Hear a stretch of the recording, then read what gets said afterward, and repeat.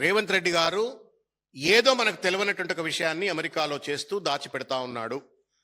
ఆయన చేస్తున్నటువంటి ఒక వైనాన్ని ఇన్అప్రాప్రియేట్ అనే ఒక పదం చెప్పి గవర్నమెంట్ ఆఫ్ ఇండియా వాళ్ళు కూడా దాస్తున్నారు.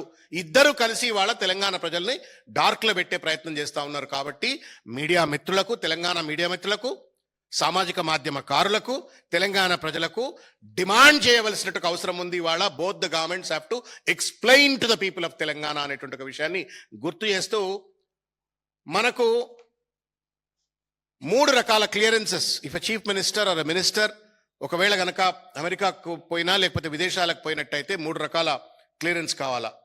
ఒకటి political clearance by ministry of external affairs. దీనికి ఇది కూడా EPOL clearance.gov.in అని చెప్పని ఒక వెబ్సైట్లో నువ్వు ఎందుకు పోతున్నావు అని చెప్పని షెడ్యూల్ అంతా అప్లోడ్ చేయవలసినట్టు అవసరం ఉంటుంది. తర్వాత అది మినిస్ట్రీ ఆఫ్ ఎక్స్టర్నల్ అఫైర్స్ వాళ్ళు ఎవాల్యుయేట్ చేసి ఫారిన్ పాలసీకి అనుగుణంగా ఉందా ట్రిప్ అని చెప్పని వాళ్ళు ఎవాల్యుయేట్ చేస్తారు. రెండవది FCRA క్లియరెన్స్, అది కూడా మినిస్ట్రీ ఆఫ్ హోమ్ అఫైర్స్ వాళ్ళు ఇస్తారు. విదేశీ సంస్థల వాళ్ళు అక్కడ హాస్పిటాలిటీ ఇచ్చినట్టయితే వాళ్ళు ఫారిన్ కరెన్సీ రెగ్యులేటరీ యాక్ట్ నిబంధనలకు లోబడి ఉన్నటువంటి వాళ్ళైనా, లంగలా, దొంగలా, లఫంగిలా, హూస్ దట్ విదేశీ international organisation which is hosting that meeting అని చెప్పని వాళ్ళు మినిస్ట్రీ ఆఫ్ హోమ్ అఫైర్స్ వాళ్ళు ఎవాల్యుయేట్ చేస్తారు. Third, department of economic affairs వాళ్ళు విదేశీ మారక ద్రవ్యం ఎంత ఖర్చు అవుతా ఉంది. ఇప్పుడు ఈయన అమెరికాకు పోతే మన పైసలన్నీ డాలర్లకు కన్వర్ట్ అయితే కదా, కోట్ల రూపాయలు. సో ఎంత విదేశీ మారకం ఖర్చు అవుతుంది అనేటువంటి అంశాన్ని అంటే ఏంటి, ministry of external affairs has to give a clearance, ministry of home affairs has to give a clearance, department of economic affairs has to give a clearance, and finally ఇవన్నీ కూడా వివరాలు ప్రైమ్ మినిస్టర్ కార్యాలయానికి PMOకు చేర్చవలసినటువంటి అవసరం ఉంటుంది. ఇంత పెద్ద హేతుబద్ధమైనటువంటి ఒక పర్యటన ఒక ముఖ్యమంత్రి హోదాలో కూర్చున్న వ్యక్తి పోతున్నాడు.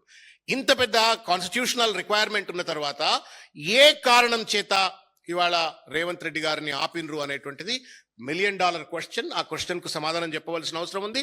అనేక అనుమానాలు వస్తా ఉన్నాయి. నేను దానికి సంబంధించిన అంశాలు కూడా నేను తమ దృష్టికి తీసుకొచ్చేటువంటి ఒక ప్రయత్నం నేను చేస్తాను.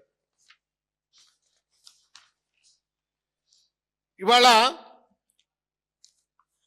ఆయన ఆపగానే రేవంత్ రెడ్డి గారు ఒక పత్రికా ప్రకటన ఇచ్చినారు. రాజకీయంగా నన్ను జీర్ణించుకోలేక నేను వికసిత్ భారత్లో భాగంగా తెలంగాణ రైజింగ్ అని చెప్పని నేను విదేశీ విశ్వవిద్యాలయాల దగ్గరికి పోతున్నప్పుడు, విదేశీ పెట్టుబడిదారుల దగ్గర పోతున్నప్పుడు నన్ను ఆపేస్తున్నారు అని చెప్పని చెప్తూనే మరొక థాట్ పోలీసింగ్ అంటాం, దయచేసి భావ నియంత్రణ, ఇది భావ నియంత్రణ. నేను ట్రిబ్యూన్లో చూసిన ఇది, తర్వాత both are Tribune, this is Tribune and this is Jagran. తర్వాత రేవంత్ రెడ్డి గారికి సంబంధించిన అనేక హ్యాండిల్స్లో కూడా దీనికి సంబంధించిన చర్చ వస్తుంది. ఏం చర్చ అన్నా అంటే, మమ్దాని అని చెప్పని జోహరాన్ మమ్దాని అని చెప్పని న్యూయార్క్లో యంగెస్ట్ వెరీ డైనమిక్ మేయర్గా ఎన్నికైనటువంటి ఒక వ్యక్తి, వెరీ వసిఫరస్ స్పీకర్. ఆయనను కలవడానికి వెళ్తున్నాడు కాబట్టి వెళ్ళొద్దు అని చెప్పని, ఆయన ట్రంప్కు బాగా వ్యతిరేకంగా ఉంటాడు కాబట్టి, లేకపోతే మోడీని విమర్శిస్తున్నాడు కాబట్టి ఆయన దగ్గరికి వెళ్ళొద్దు అని చెప్పని MEA వాళ్ళు ఆపినరు అని చెప్పని ఒక వార్తని వాళ్ళ ప్రచారం చేస్తూ ఉన్నారు. This is exactly what I'm trying to convey, that he is trying to take the shelter of Mamdani. Take the shelter of Mamdani. Mamdani ఏం anti national, anti social element కాదు కదా.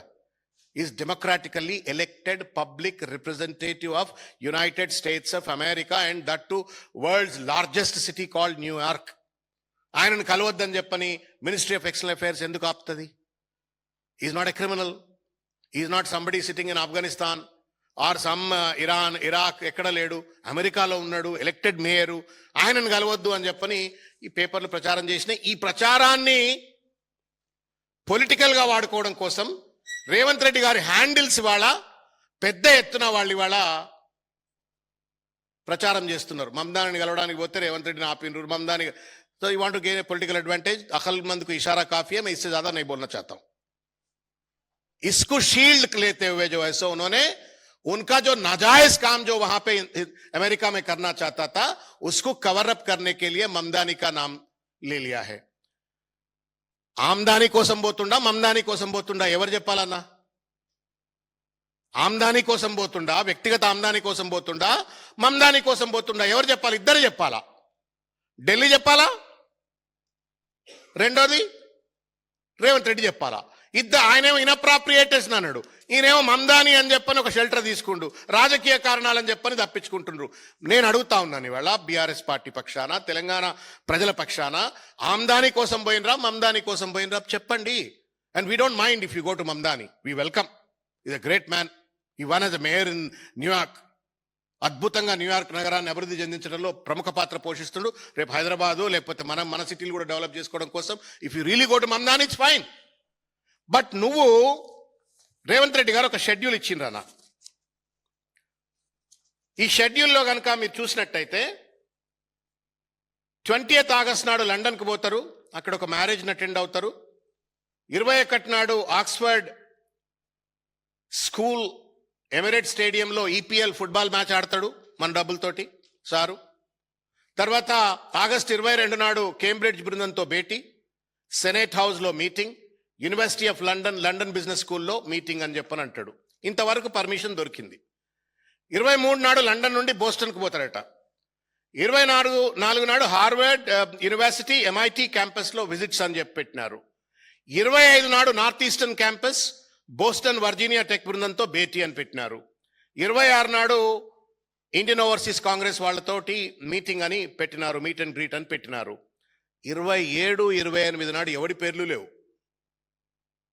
27, 28 నాడు ముఖ్యమంత్రి గారు ఏదైతే షెడ్యూల్ ప్రకటించినరో మీడియాలో సర్క్యులేట్ అవుతున్నటువంటి దాంట్లో గ్లోబల్ సీఈఓలు, వెంచర్ క్యాపిటలిస్టులు, MNCలు, ఇండస్ట్రియల్ రౌండ్ టేబుల్స్ అని అంటాడు. Who are those? Who are those industries? Who are those industrialist?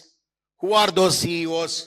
వీళ్ళేమైనా మన రాష్ట్రంలో పెట్టుబడులు పెట్టేందుకోసం వచ్చేటువంటి ఒక CEOలు కంపెనీలా?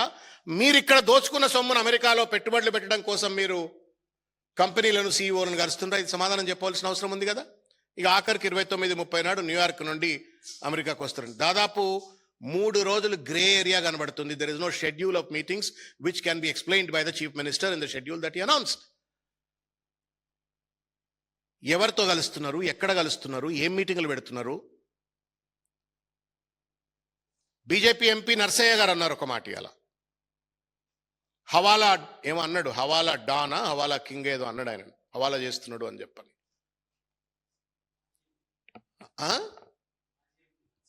మాజీ ఎంపీ నర్సయ్య గారు, బీజేపీ మాజీ ఎంపీ నర్సయ్య గారు ఈయనేదో హవాలాలకు పాల్పడుతున్నాడు అని చెప్పని అన్నారు. అరవింద్ గారు ఇంకేదో పెద్ద పెద్ద మాటలు మాట్లాడారు. I don't want to get in to the words, but Revanth Reddy has to explain. August 27, 28, 29, 30 ఈ రోజుల్లో అమెరికాలో ఎవరిని కలుద్దాం అనుకున్నారు? మీరు ఎవరిని కలవాలనుకుంటే మినిస్ట్రీ ఆఫ్ ఎక్స్టర్నల్ అఫైర్స్ వారికి ఇన్అప్రాప్రియేట్గా కనబడదో మీరిద్దరే చెప్పాలి కదండి. యు ఆర్ నాట్, నిన్నటిదాకా ముఖ్యమంత్రి కాకపోతే నువ్వు చెప్పాల్సిన అవసరం లేదు, but your a chief minister and ministry of external affairs మన సార్వభౌమాధికారం ఉన్న ఇటువంటి దేశం, ఈ ప్రజలకు ప్రతినిధి కాబట్టి ఇద్దరు కూడా సమాధానం చెప్పవలసిన అవసరం ఉంది అని చెప్పని ఈ సందర్భంగా నేను తెలియజేస్తా ఉన్నాను. దీంతో పాటుగా చాలా వార్తలు అక్కడిక్కడ వస్తూ ఉన్నాయి. మన దగ్గర ఉన్న ప్రభుత్వ పెద్దలంతా వాళ్ళు వీళ్ళు కొంత బిట్ కాయిన్లలో, క్రిప్టో కరెన్సీలలో పెట్టుబడులు పెడుతున్నారు అని చెప్పని. You know what it means by there is no constitutional sanctity or a sanction for the investments to be made in the Bitcoin and then in the cryptocurrencies. ఆయనేమో హవాలా అంటున్నాడు, అరవింద్ ఏమో ఇంకో మాట అంటున్నాడు, మినిస్ట్రీ ఆఫ్ ఎక్స్టర్నల్ అఫైర్స్ ఏమో inappropriate అని చెప్పని ఆయన పర్యటనే రద్దు చేసింది. రేవంత్ రెడ్డి గారి పర్యటనలోనేమో 3-4 రోజుల పాటు ఎవరితో కలుస్తున్నారో ఎందుకు కలుస్తున్నారో తెలియదు. MITకి పోయి వీరేం మాట్లాడతారు? It's vice chancellor suppose to go.